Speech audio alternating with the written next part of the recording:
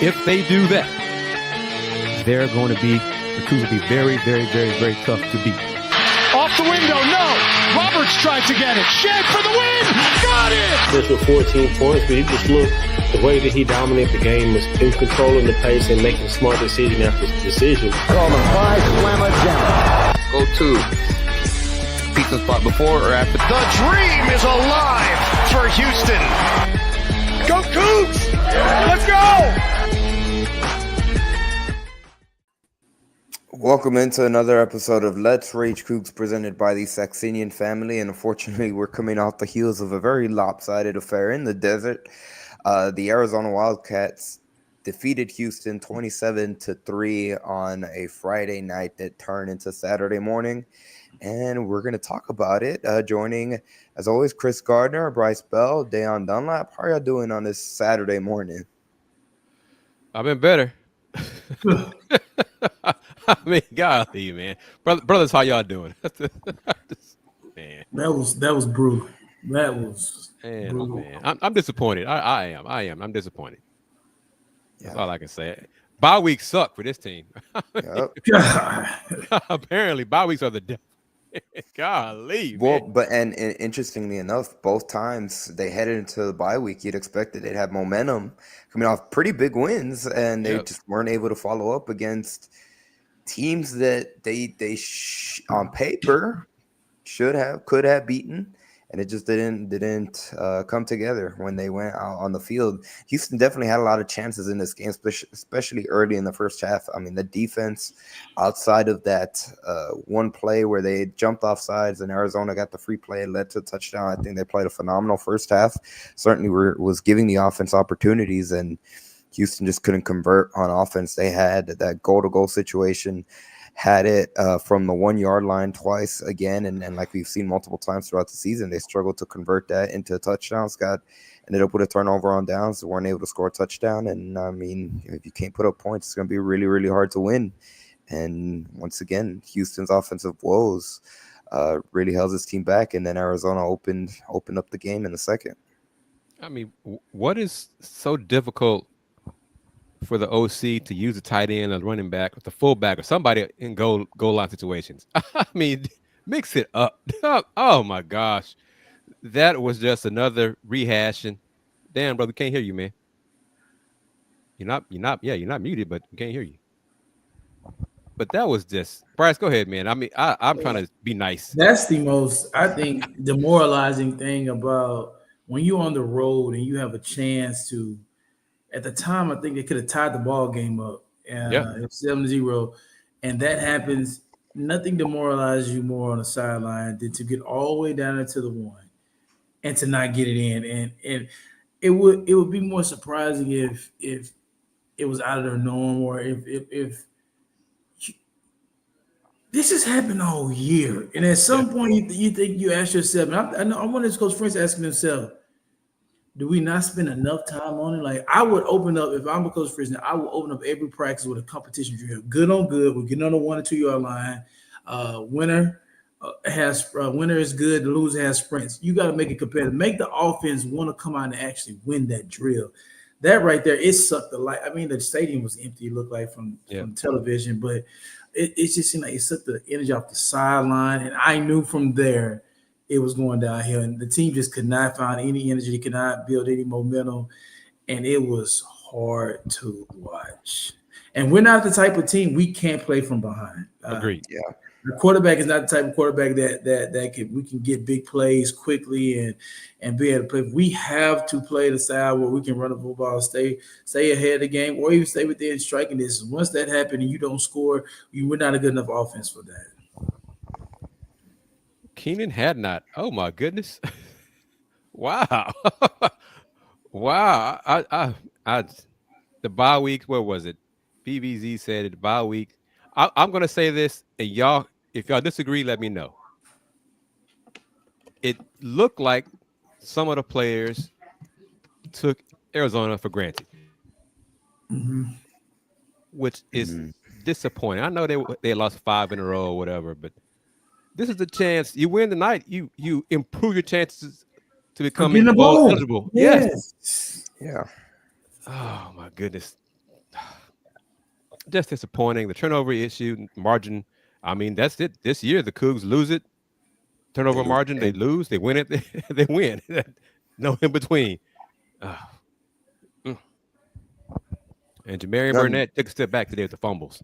I think he probably what we used to call ourselves. He probably getting canned. I mean, because because that's especially how Sanford was running the ball. I mean, I don't understand how he's young, so he's going to learn. I mean, he's a freshman and everything, but at that point, maybe that's another coaching point. At that point, do you have him in that situation? I mean, and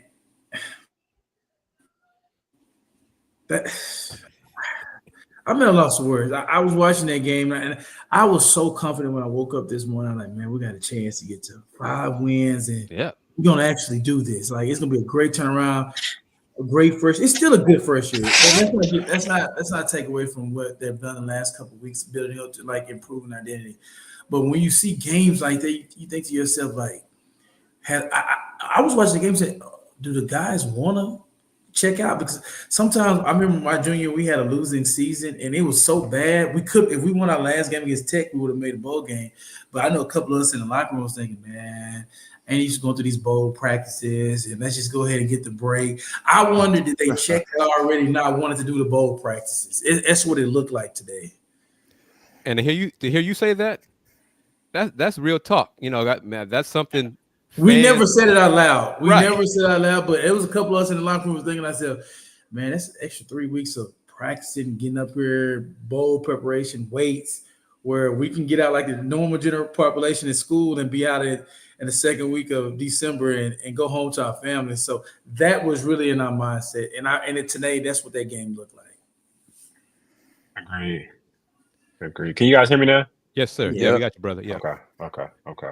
Agreed. The thing, what I said a second ago, we're going back to that goal line was, I hate seeing shotgun and goal line and 1 yard line. Like, have we not seen enough of the tush push? I don't know the percentages of that. I don't know why every team does not try that. Try it. Like, my goodness. I mean, when they put Donovan in and he brought him in shotgun. I mean, come on, man. Oh my God! I think I yelled out loud when he was in the game in shotgun. I'm like, hell no! We've seen this movie before. Oh, but salute to the fans for joining us on this Let's Rage Coogs After Dark edition of this post-mortem of this 27-3 thumping the Cougs received in Tucson, Arizona. I think this might be the worst loss because it was so bad, it was so boring, and it was so late. So all three combined made this probably the worst loss of the year. I know we got shut out, but I mean, basically got shut out again today. But we got shut out by a bad football team. Like Arizona was not good. They were not good at all either. The kicker, Arizona's kicker, scored more than UH offense. Honestly, he kind of turned the game with that 62-yard field goal. That gave him all momentum. He made him some money. That man got a strong leg. He has a strong leg. I think just based on this performance, he might have just guaranteed himself an NFL contract. Man. And to hear the announcer say that he kicks from 75 yards in practice. Yeah. God damn. Wow. Those are the type of kickers that you draft and that gets drafted, not just picked up. They get drafted in a higher round, second, third round. Like, that's a weapon. I mean, I'm a Cowboys fan, and Aubrey is one of the biggest weapons in the football. If you can find a guy like that guy, and he has an Aubrey type of leg, hey, you take a chance on those types. Because you get to the 50-yard line and you just maybe need 10, 5 yards. Hey, yeah, you take a chance on guys like that. Yeah. And I think another thing that's so frustrating about this loss, not only is losing to a bad team and playing how they played, it's just like after coming off what we've seen, you think, okay, maybe they can at least be consistent on what they've done and put that product on the floor, not regress. Yeah. And so I think that's another thing that's very frustrating. I did not see this coming. Okay, this is game 10. I did not see this coming. Although I think we joked about it on the last show that the bye week is coming at the wrong time, and apparently, we did. It did. We did. Oh man, this is just And it was what's frustrating was UCF just the week before, well, that game before, scored 56 points on this team. Yep. So it's not like that defensive job. And I'm thinking, oh man, this is a perfect matchup. They're 3-6. They may be cannon in. They feel like we feeling a little bit, but we got momentum. They started out high and has been getting low. At least we started to build on. It seemed like it was going to be the perfect storm for us towards the end, and it was a letdown. Yeah, it was a letdown, and I think the fans agree with it. This was disappointing. It's a setback. This is a letdown. The offense went backwards. Clearly, the turnovers did not help. The interception that Dayon threw, that was a terrible interception. Brutal. Yeah, that was like early season Dayon. Like, what are you doing with that decision and that pass? Oh, this is like what's game 1 for the team. This was just not a good look for game 10. What's so crazy is they still got an opportunity to beat Baylor, upset. Still, yes, it's not dead. BYU, and everybody celebrating like it's a 10-win season. So that's what's so crazy. So like and that's got the shot. If we able to beat Baylor, which I Yes. I think it's possible. It's possible. You go into the last game of the season having a meaningful game. Yeah, for the seniors. So that's important to get to the right steps, especially down the line in a couple of years when we're going to be really competing for the Big 12 championship. Hopefully, that when you have games like this and meaningful games that your coach is already built and you already got a set, how to prepare for those type of games. So, like the finish of this season is really important for the future, and I really think that's what the coach is going to have to go in and preach. And like, we gotta, especially the young freshmen, you guys.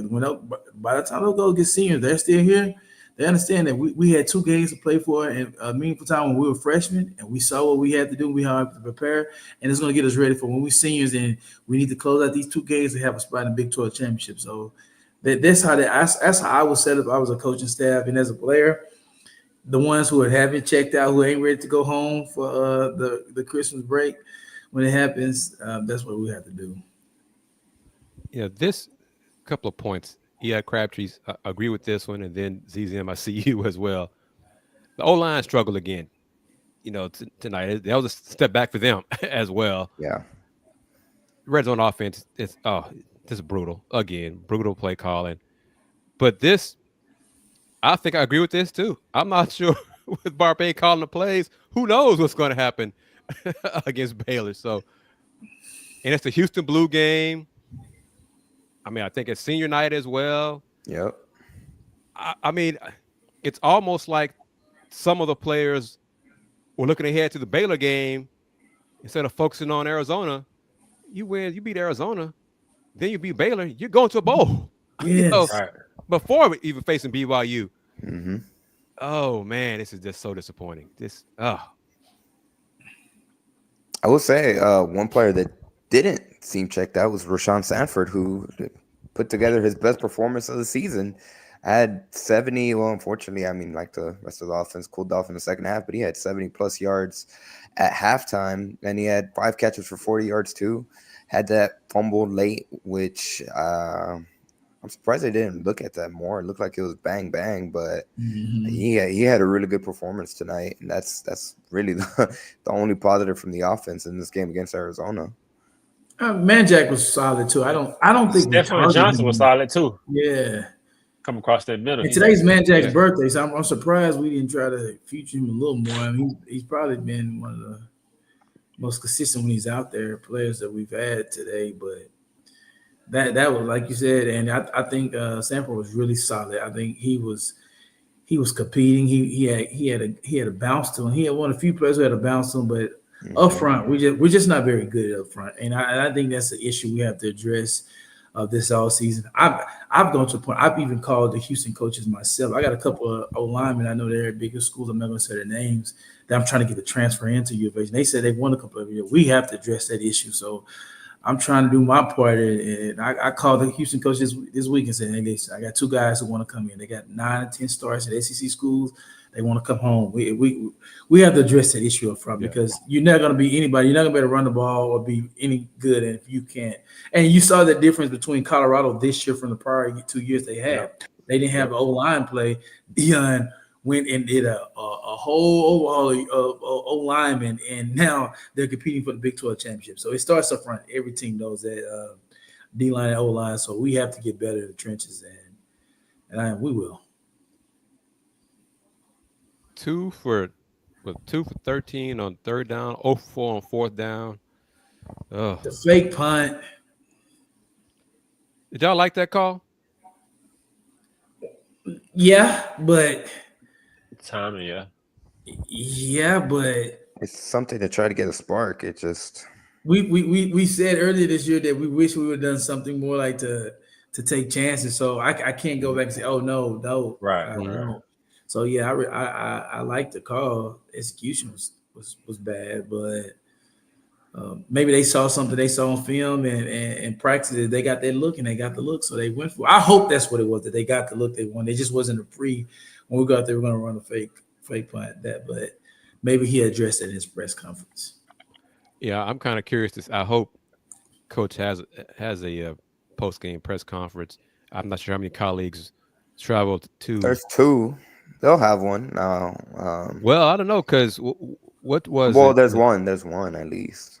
Because what road game did the Cougs lose? Because Duarte told me this week that for that game it was just him.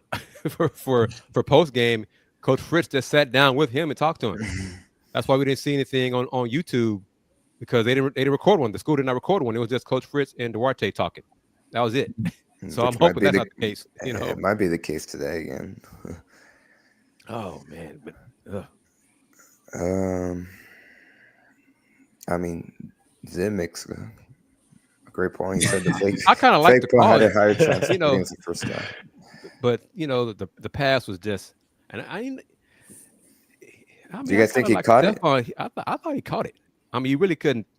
The replays, the zoom ins, they weren't crystal clear. So you couldn't really. That's whatever was called on the field would have stayed. Yeah. So, but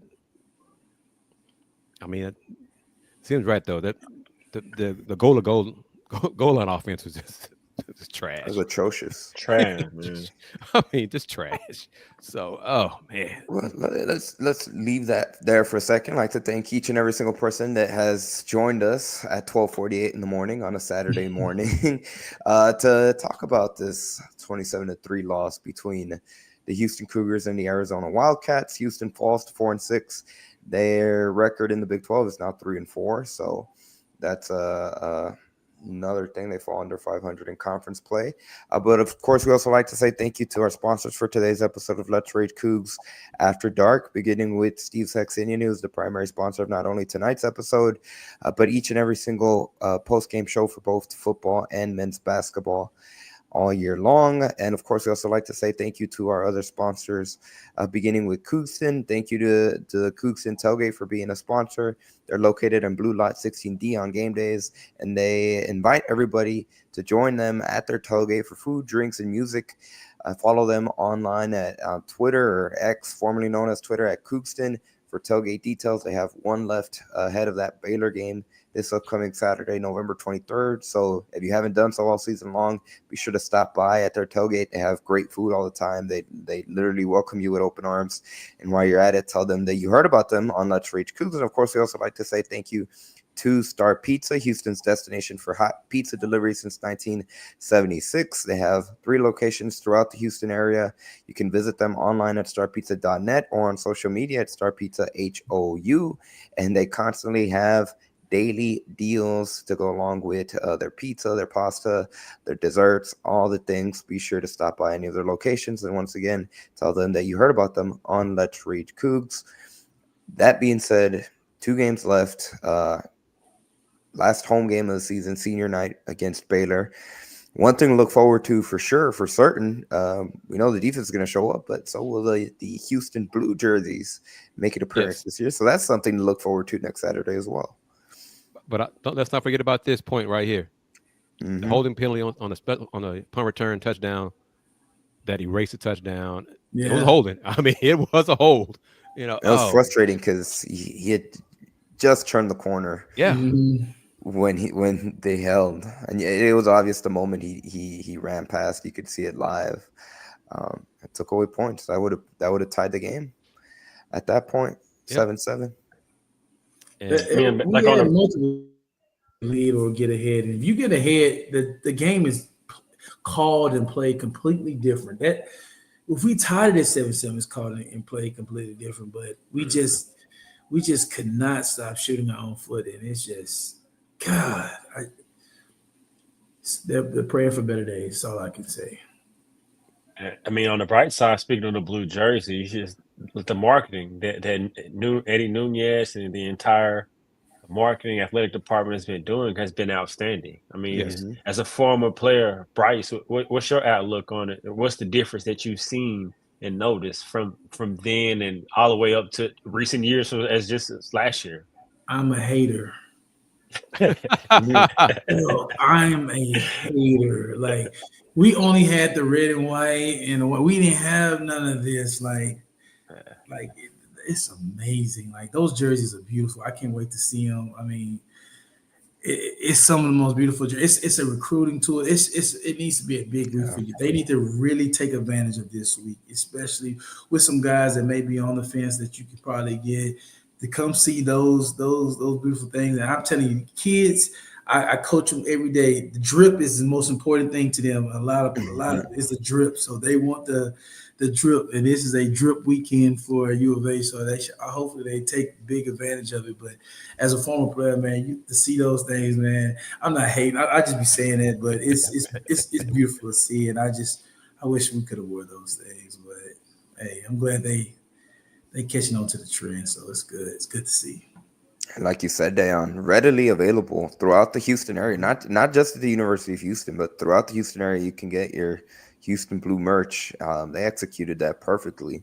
Whole rollout of it. It's very accessible. People can buy it online. They can go to local retail stores, and there was a person wearing a Houston Blue jersey at the Texas Sunday game. football. Yeah, so they got a lot of recognition. I can't wait to see the basketball editions. Yeah, that's what I'm curious about, because that's been kind of hush, So yeah, I'm looking forward to that. Yeah. So it's gonna be some blue basketball edition of it.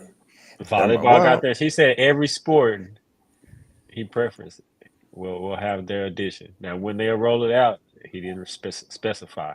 Yeah, but he said they'll have it. Kansas, and I think Bishop's teased it online. I think he'd I gotta get put that a tweet basketball about jersey. it. Yeah, because I think that's going to be a hot sale right there. I mean, that's going to go fast. Especially if it's got the Jordan brand on it. Yeah, that blue. It better. I mean, it got to. Yeah, it might as well. I mean, that's the line. Right. Yeah. And to come off this momentum of another top 20, 25 signee coming. Oh man! And maybe not be done. And more coming. It's more. Man, come on, man. Let's enjoy this wave. And let's forget about this bad taste of this disappointing performance by the football would be team, even more cool if somehow next year the football team got sponsored by Jordan. That'd be cool. I mean, Nike, Joyce, all of that. That'd be cool.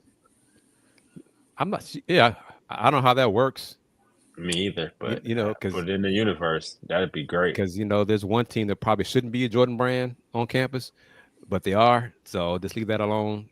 Kind of figure out. Y'all know who I'm talking about. I don't know how that happened, but everybody should be. I know what you mean, but everybody should be. I mean, because initially Jordan brand was because of the success of a program. Yes. Whatever sport they were, and then last couple of years. I don't know if it was just Title IX on campus. Well, I'm being serious because there's some programs that, and not just here, across the country, they're Jordan brand. Why? Based on what? But trying to shift the topic of conversation from the 27-3 loss that we stayed up late and saw. Oh man, I didn't see it coming. That's I think another part of the. That's what it is, especially to an opponent. I didn't see it coming.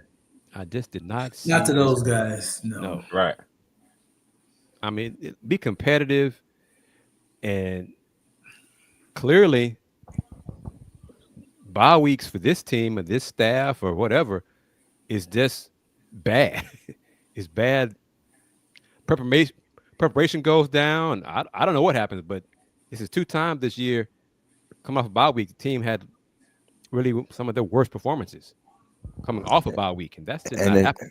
and it's interesting too, because again, it's against teams that have losing records and that were struggling heading into that matchup. Yeah, So still have a chance to go to a bowl with the last 2 games of the season. It's gonna be more difficult now, but still have a chance. Yep. You got to take care of the Well next said, one. Crabtree. Got to take care of the next one. Yep. Got to. You know, Give yourself a chance to play a meaningful game. You lose that better game, there is no chance they go to. yeah, that BYU game might get ugly. It's gonna get bad. You're gonna have the guys who got the agents that recruit them in their ear and tell them, hey man, I don't know if you should go down there and really risk that out. You guys have nothing to play for. You have those type of it's gonna be a lot of things, a lot of distractions. So they need to take care of this next one. You know, and I mean, it's senior night. Baylor's in-state rival, and challenge to our. It's another big recruiting game too. Thank you. TCU is a big recruiting game. Show up to the TCU game at home. This is a big game. Because Baylor, they right there. It's not said enough.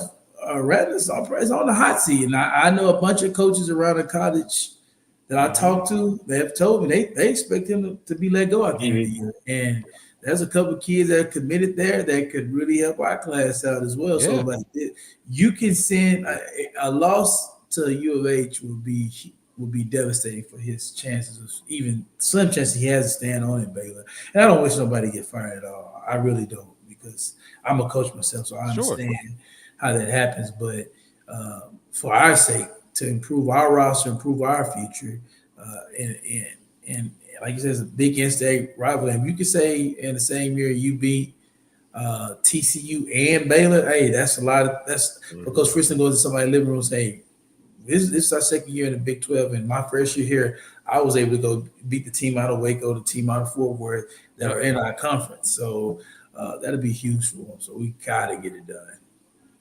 Huge. So let's see a lot of Houston blue in the stadium, Cougar red in the stadium, and as less as possible, because there will be some there, but as less of that Baylor green and gold inside the stadium, and get that win. Let's get back, get back on the right track and go from there.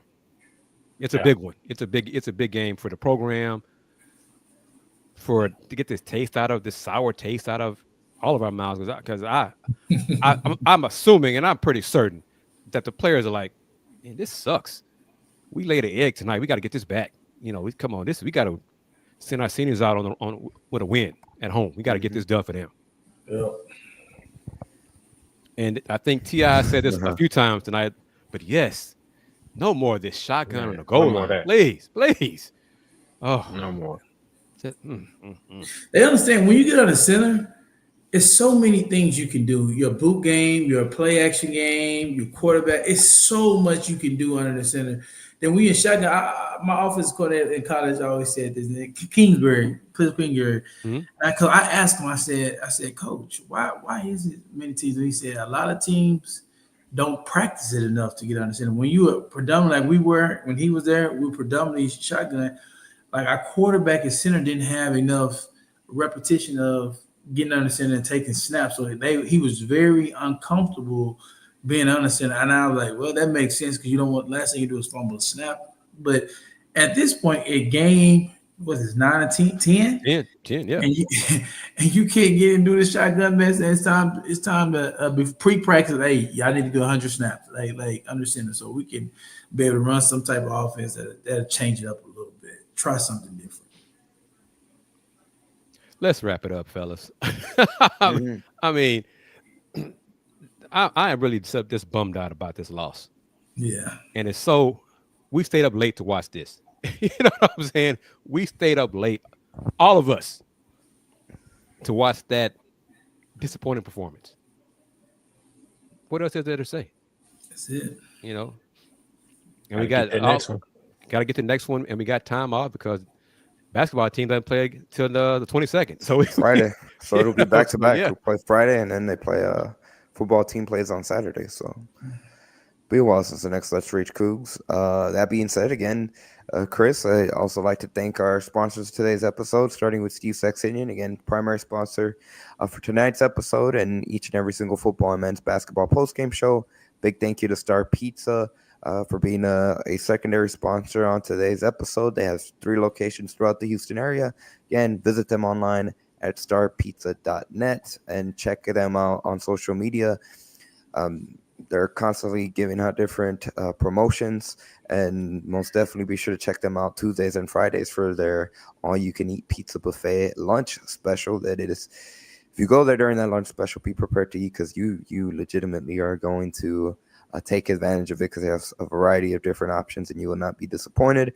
And of course, we also like to say thank you to the Coogs and Tailgate for being a sponsor on today's episode. Again, they're located in Blue Lot 16D. On game days, they'll be there not today, but a week from today, Saturday, ahead of the Baylor game, and they invite everybody to tailgate, enjoy the food they have, drinks, music, and I can attest from personal experience, they always have really, really good food there. Follow them on social media at Coogston for tailgate details, and a big thank you to all sponsors for supporting Let's Rage Coogs, and big thank you to every person that took their time out of their Saturday morning to watch this episode of Let's Rage Coogs, or if you're listening next day or whenever you may be listening to you. Thank you for the support.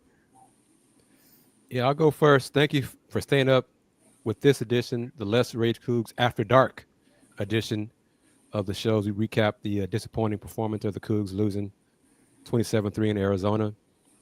Thank you for everybody always tuning into this show, the original postgame show for Houston football and men's basketball. And subscribe to the Houston Roundball Review channel. Subscribe to Paul Samajama YouTube channel. And y'all know it. Y'all been dedicated, loyal followers of the Houston Roundball Review since 1994. The Houston Roundball Review. Local name, global perspective. Bryce, Go ahead, Bryce. Hey, yeah, thank you. Also, guys. give an update on your high school team. Y'all playoffs or what? Yeah, we actually play tomorrow. So we got we play the first round versus Tomball, a really good Tomball team at 2:00. So my boys, I told them they better not stay up and watch this tonight, but they should be sleeping right now, getting ready for the game. Big game for us. We made back-to-back playoffs for the first time in 20-some years. Our head coach, Coach Fagan's done a great job of turning this program around. We're doing a good job. We're trying to get the first playoff win in 24 years. So I'll be on next week to hopefully tell you the good news that we did win. But we'll see. I'm thankful for you guys allowing us to come on again every week with you guys and through the good and the bad. This is really been a lot of fun, and y'all continue to come out, tell a friend about us, and go Cougs. Man, like everyone said, very appreciative of everyone who stuck it out tonight. I think this really shows the loyalty and the fan base that Cougs really have. I mean, there's an occult fan base, and they really support it, and we're a part of that. So we appreciate everyone who joined us here tonight early in the morning, like Andy said, and we're looking forward to that next game. Got to get that next game, then look forward to an important game against BYU, hopefully playing for bowl eligibility. But whether it's disappointing or not, like Crabtree said, it's always go Cougs, baby.